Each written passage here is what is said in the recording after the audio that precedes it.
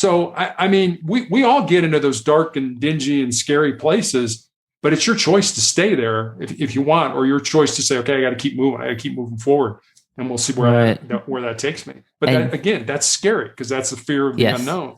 Yes.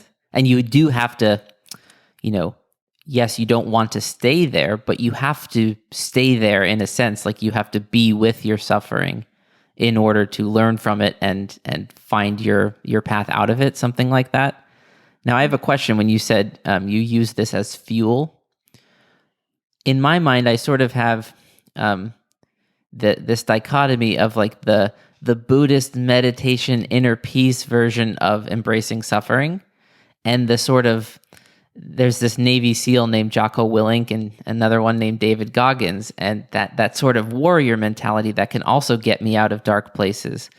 And they're not quite the same thing. Like the Navy SEAL version is like, I'm going to get my ass to the gym even though I feel really depressed today. And then after my heart's been going, and then I feel like, what was I even worried about? That kind of thing.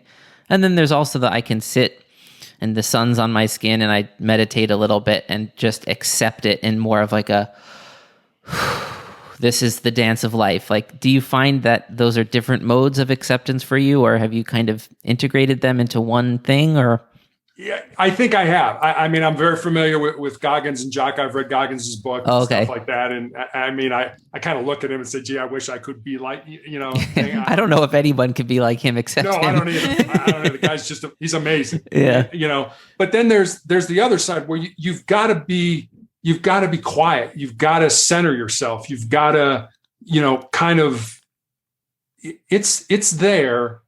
Just relax and find it, but I mean, in all honesty, being an athlete and have been in law enforcement for the number of years, I probably tend to lean more towards the Goggins philosophy of, I'll just keep hitting that wall and eventually I'll break through it. Yeah. But I also am smart enough to realize that, sometimes that's not the best way to handle it. Right. And you've got to figure that out.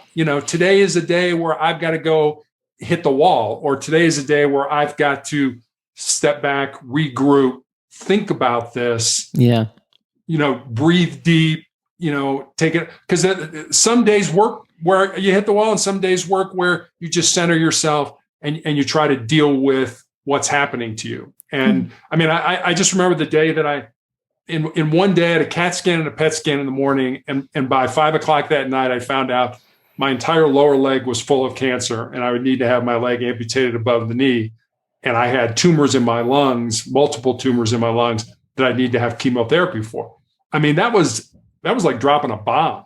Yeah. I mean, I wasn't having trouble breathing. I wasn't coughing. I wasn't having any issues with breathing. So, I mean, how can I have these tumors? And my leg hurt, but now you've got to cut it off, in the middle of a global pandemic. And, here my wife dropped me off at the hospital. Good luck. You're the only surgery that day. I mean, was I scared? Yeah, to death. But I knew that this is what had to happen. And that was not a day when I needed to hit the wall. That was a day I just needed to, right. Okay, you got to figure this out. You just got to, okay, why is this happening? How are you going to deal with it? Figure it out. It wasn't a hit the wall kind of day. Because you're not going to. I kind of figured out that there's two sides to that coin, and interesting. Some days one side works, and some days the other side works. Right.